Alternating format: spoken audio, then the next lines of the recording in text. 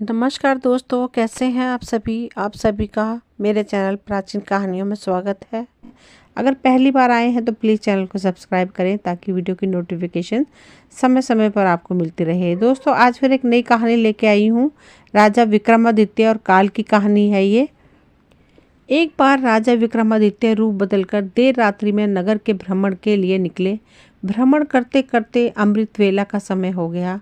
उनके पैर फटने लगे। भोर की इस समय राजा विक्रमादित्य नगर की परिक्रमा वाले मार्ग से गुजर रहे थे। मार्ग की दूसरी तरफ घना जंगल आरंभ हो जाता है। एकाएक राजा देखते हैं कि एक लकड़हारा कंधे पर कुल्हाड़ी लिए हुए जंगल में जा रहा है।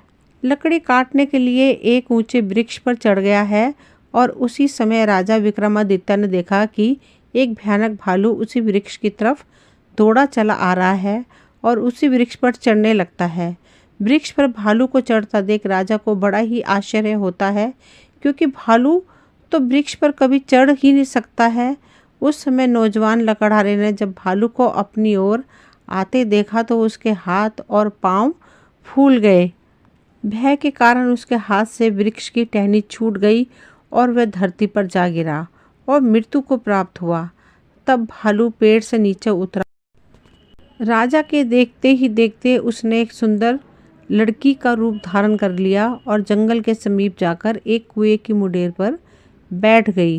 राजा दूर खड़े होकर यह सभी नज़ारा देख रहे थे और सोच रहे थे कि यह लड़की बना हुआ भालू अब क्या करेगा।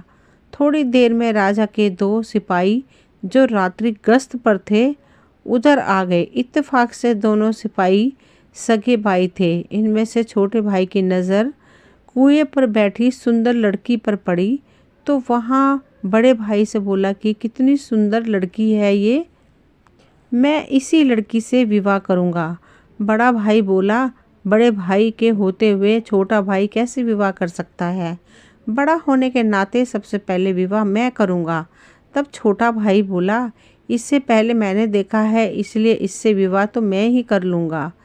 तब बड़ा भाई बोला कि हम तो व्यर्थ ही झगड़ रहे हैं, क्यों ना हम इस लड़की से ही पूछ लें। यह हम दोनों में से जिसे पसंद करेगी वही इस लड़की से विवाह कर लेगा। इस प्रकार दोनों भाई आपस में निर्णय कर लड़की के पास पहुँचे। बड़े भाई ने उस लड़की से प्रश्न किया, हे सुंदरी, आप कौन है और यहाँ क्या कर रही हैं? वह लड़की बोली, मैं पास ही के गांव में रहती हूँ और अपने पति की तलाश में निकली हूँ। छोटा भाई बोला, तुम्हारा पति कहाँ है? तुम चाहो तो उसे ढूंढने में हम तुम्हारी मदद कर सकते हैं। तब वह लड़की बोली, अभी तो मैं कुंवारी हूँ और किसी योग्य वर की तलाश में निकली हूँ। तब छोटा भाई बोला, हम दोनों भाई भी अभी कुंवारे हैं, यदि तुम चाहो तो हम में से एक किसी से विवाह कर सकती हो। लड़की बोली, मैं तुम दोनों में से एक से विवाह कर लूँगी, परंतु मेरी एक शर्त है। दोनों भाई बोले, क्या शर्त है तुम्हारी? लड़की बोली, तुम दोनों में से जो भी अधिक बहादुर होगा मैं उसी से विवाह करूँगी। इतना सुनते ही दोनों भाई स्वयं को एक दूसरे से श्रेष्ठ चित करने की इच्छा रखते हुए आपस में युद्ध लड़ने लगे। दोनों भाइयों ने अपनी अपनी तलवारें निकाली और एक दूसरे के पेट में आर पार कर दी और तड़प तड़प कर दोनों भाइयों की जान चली गई। तब वह लड़की दोनों भाइयों पर जोर जोर से हंसी और उठकर एक दूसरी दिशा की तरफ चल पड़ी। विक्रमादित्य सोचने लगे कि यह लड़की एक छलावा है, अब क्या करेगी। ऐसा सोचते सोचते राजा विक्रमादित्य भी उस लड़की से थोड़ी दूरी रखते हुए उसके पीछे चलने लगे और सुबह का समय हो चुका था और सूर्य भगवान भी अपना पूर्ण रूप लेकर प्रकट हो चुके थे। लेकिन राजा विक्रमादित्य एक भालू के वृक्ष पर चढ़ने लगे और फिर सुंदर लड़की का रूप धारण करने की विचित्र घटना को अपनी आंखों से देखकर सुध-बुध खो बैठे। अब उन्हें राजपाट, भूख प्यास के बारे में कुछ भी ध्यान न रहा। उनमें केवल एक ही रहस्यमय सुंदर लड़की के विषय में जानने की जिज्ञासा थी। अतः राजा विक्रमादित्य उस लड़की से उचित दूरी बनाकर पीछा करने लगे। पीछा करते करते वे लगभग 200 कदम आगे चलने के बाद राजा विक्रमादित्य के विस्मय की सीमा न रही, क्योंकि राजा विक्रमादित्य ने उस लड़की को भालू से एक सुंदर लड़की का रूप धारण करते हुए देखा था। यह लड़की अब एकाएक एक जहरीले नाग का रूप धारण कर चुकी थी। वहाँ जहरीला नाग अब बड़ी ही तेजी से आगे बढ़ने लगा। कुछ दूर आगे एक नदी के पास पहुँचे और राजा को देखते ही देखते वह नाग उस नदी में कूद पड़ा। नदी में एक नाव चल रही थी जिसमें 30-35 लोग सवार थे। अब वह जहरीला नाग उस नाव की तरफ आगे बढ़ने लगा। सम्राट विक्रमादित्य किनारे पर खड़े होकर यह सब नज़ारा देख रहे थे। देखते ही देखते वह जहरीला नाग उस नाव में कूद पड़ा। जैसे ही नाव में बैठे सभी लोगों ने उस नाग को देखा, नाव में भगदड़ मच गई और सभी लोग अपनी जान बचाने के लिए पानी में कूद पड़े। जो लोग तैरना जानते थे उन सभी लोगों ने तैरकर अपनी जान बचा ली और नदी के बाहर निकल गए। जो लोग तैरना नहीं जानते थे वे लोग पानी में डूब गए और मर गए। वह नाग नदी से बाहर निकला और नदी के किनारे किनारे आगे बढ़ने लगा। सम्राट विक्रमादित्य भी उसके पीछे पीछे आगे बढ़ने लगे। कुछ दूर आगे जाने के बाद एक बार फिर से राजा विक्रमादित्य आश्चर्यचकित हो गए, क्योंकि उस नाग ने फिर से एक बार अपना रूप बदल लिया था। उस नाग ने एक ब्राह्मण का रूप धारण कर लिया था। राजा विक्रमादित्य ने सोचा कि इस रहस्यमयी प्राणी के विषय में जानकारी लेने का अब उचित अवसर है, क्योंकि अब यह एक निर्बल वृद्ध ब्राह्मण के रूप में है। इसके बारे में सुगमता से पूछ सकता हूँ। यह सोचकर राजा विक्रमादित्य उस ब्राह्मण की तरफ बढ़ने लगे। अब राजा विक्रमादित्य बड़े ही तेजी के साथ चलते चलते उस वृद्ध ब्राह्मण के पास पहुँच गए और उसे हाथ जोड़कर प्रणाम किया। वृद्ध ब्राह्मण ने भी हाथ उठाकर अभिवादन स्वीकार किया। राजा विक्रमादित्य ने उस वृद्ध ब्राह्मण से प्रश्न किया, आप कौन हैं? तो वह ब्राह्मण बोला, तुम्हें दिखाई नहीं देता? मैं ब्राह्मण हूँ। राजा बोला, आप असत्य बोल रहे हो, आप ब्राह्मण तो नहीं हो। वह बोला, तो तुम्हें बता दो मैं कौन हूँ। राजा बोला, तुम वह नहीं हो जो नज़र आ रहे हो। वह बोला, तुम्हें इससे क्या लेना देना, तुम अपने काम से काम रखो और अपना रास्ता नापो। राजा बोला, मैं सच्चाई जाने बिना आपका पीछा नहीं छोड़ूंगा, आपको सच्चाई बतानी ही पड़ेगी। वह बोला, मैंने तुम्हें बताया तो मैं एक ब्राह्मण हूँ। राजा बोला, आप मुझसे झूठ नहीं बोल सकते। मैं आपका तब से पीछा कर रहा हूँ जब से आप भालू बने हुए थे। उस समय आपने उस नौजवान लकड़हारे को मारा, फिर आपने एक सुंदर लड़की का रूप धारण किया और दोनों सिपाही जो सगे भाई थे उन्हें एक दूसरे के हाथ मरवा दिया। फिर आपने एक नाग का रूप धारण किया और नदी पार कर रहे थे नाव में बैठे यात्रियों को अपने नदी में कूदने पर विवश किया और वे सारे मारे गए। अब आपने एक वृद्ध ब्राह्मण का रूप धारण किया है।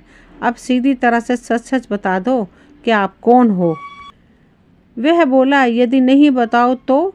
यह सुनकर राजा ने अपनी तलवार निकाल ली और बोले, तो फिर मरने के लिए तैयार हो जाओ। तुम जानते नहीं ये राजा विक्रमादित्य की नगरी है और मैं राजा का वफादार नौकर हूँ।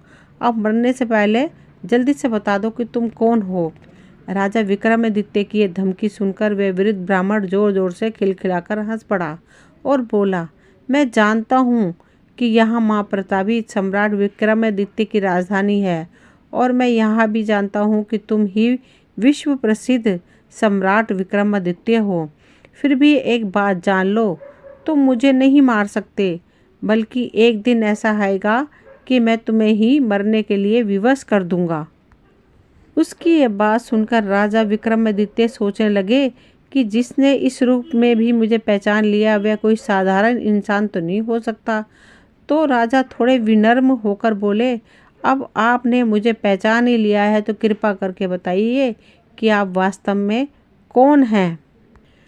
तब वह ब्राह्मण बोला, किसी ने सच ही कहा है कि संसार में 4 प्रकार के हट प्रसिद्ध हैं, राजा के बाल हट, त्रिया हट और योग हट। तुम राजा हो, राज हट पर अड़े हो। बिना मेरी सच्चाई जाने तुम मानोगे नहीं, इसलिए मुझे बताना ही पड़ेगा कि मैं कौन हूँ। अतः राजन, अब ध्यान लगाकर सुनो। कि मैं कौन हूँ और तुम्हारी राजधानी में क्यों आया हूँ।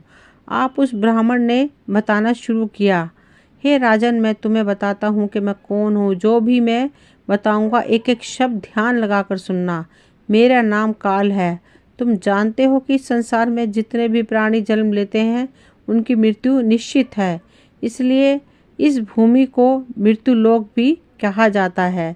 जब प्राणी माता के गर्भ में आता है, उसके संपूर्ण अंग बनने के बाद उसमें आत्मा प्रवेश करती है, अर्थात वह सजीव हो जाता है। उसी समय उसकी मृत्यु का समय, स्थान और परिस्थिति, मृत्यु किस प्रकार होगी, ये सभी बातें विधाता एक तरफ से निश्चित कर दी जाती हैं। और राजन, तुम भी ये जानते हो कि सभी प्राणियों का मृत्यु का लेखा जोखा चित्रगुप्त के पास रहता है। जब किसी प्राणी की मृत्यु का समय आ जाता है तो वे धर्मराज को सूचित करते हैं। अब सबकी मुक्ति अर्थात मृत्यु का समय वे विभाग भगवान शिव के पास है, अतः धर्मराज उस प्राणी को मृत्यु प्रदान करने की आज्ञा भगवान शिव से मांगते हैं। जब भगवान शिव आज्ञा दे देते हैं तो धर्मराज मुझे अर्थात काल को आज्ञा देते हैं। तब मैं मृत्यु लोक अथवा पृथ्वी पर आता हूँ। मुझे यह पता होता है कि किस प्राणी की किस समय, किस स्थान पर और किस स्थिति में मृत्यु होगी। मैं उन प्राणी को निश्चित समय पर लेकर जाता हूँ अथवा पहुँचा देता हूँ जहाँ उसकी मृत्यु लिखी हुई है अथवा निश्चित है, और किस प्रकार से उसकी मृत्यु लिखी गई है मैं उस स्थान पर वैसे ही परिस्थितियाँ अथवा हालात बना देता हूँ। उस लकड़हारे को मैंने नहीं मारा। राजा विक्रमादित्य बोले, तुम फिर झूठ बोल रहे हो। मैंने स्वयं अपनी आंखों से देखा कि उस लकड़हारे की मृत्यु का कारण तुम ही थे। वृद्ध ब्राह्मण बोला, बेशक कारण मैं बना था, लेकिन संसारिक लोग भी तो यही समझते हैं कि लकड़हारे की मृत्यु वृक्ष से गिरकर रक्षी का टहनी टूटने के कारण हुई है, और फिर मुझे तो मृत्युदेव धर्मराज के आदेश का पालन करना ही पड़ता है।